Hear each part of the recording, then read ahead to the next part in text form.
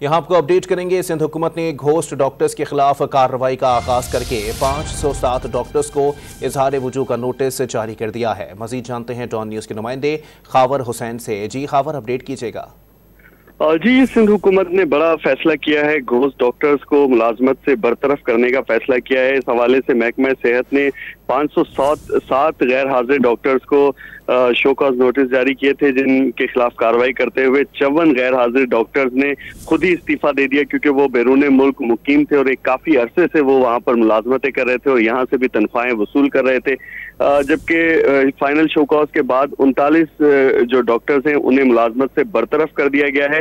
121 doctors को अब भी फाइनल शो कॉज नोटिस जारी किया गया है, जिनके खिलाफ कार्रवाई की जाएगी। जिन डॉक्टर्स को मुलाजमत से बरतरफ किया है या जिन्होंने इस्तीफा दिया है, वो ग्रेड 17 से लेकर ग्रेड 21 तक के डॉक्टर्स थे, जो बैरून मुल्क मुख्तलिफ जगह पर नौकरियां कर रहे थे और यहाँ से तनख्वाहें ले रहे थे, जिसकी वजह से सिंध के जो अस्पताल हैं वो वीरान पड़े हुए थे।